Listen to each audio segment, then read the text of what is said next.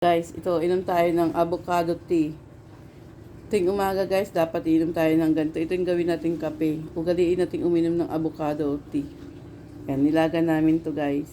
Nilagay ko lang sa baso para makita na ano talaga siya. Kasi pag sa tasa, hindi siya nakikita eh. Kaya, ayan. Maligam-gam na siya. Mainit pa. Pero ang sarap, walang lasa. Yan.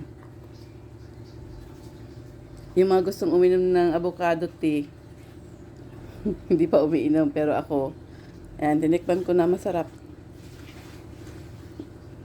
Parang umiinom ka lang ng tubig. Masarap pag ganito pala ka, yung maligam-gam lang. Ano? Oh, may usok pa. May konting yan, may konting usok pa, oh. O, diba? Kita-kita din, diba? May konting usok pa yan, oh. Kita pa yan, oh. Pero kaya-kayang inumin. So, ayun. Avocado tea. Kailangan, guys, mapapalabas mo yung kulay na ganyan, no? Parang kulay yellow-green. Inom ka din ba?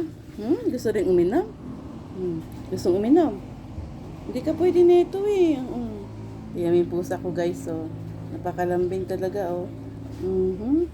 Ano na? Galing, no? Pag ganyan daw guys, inahaplos ka ng pusa, may mga gravity daw yun na kinukuha niya yung mga natin sa nararamdaman natin. Pero ito talaga, parang talagang ganito talaga ugali nito. Mahilig ito maglambing eh, oh. Iinom ka rin ba? Gusto ba? Oh.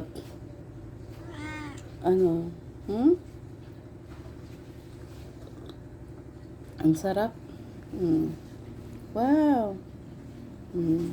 Mamaya, hindi ka lang pwede uminom ng avocado tea. Kami lang to. Hindi pwede na Sarap, oh. Wait lang. Kukunin ko yung dahon niya. Para napakita ko. Yan yung dahon niya. Tulog na.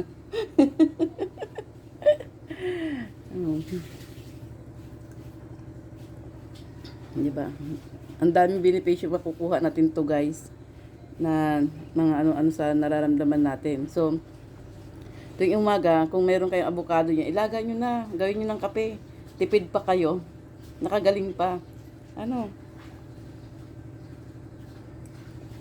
Sarap. O, diba? Yun lang guys. Isang tip lang to guys para sa ating kagaganda ng ating katawan. Bye!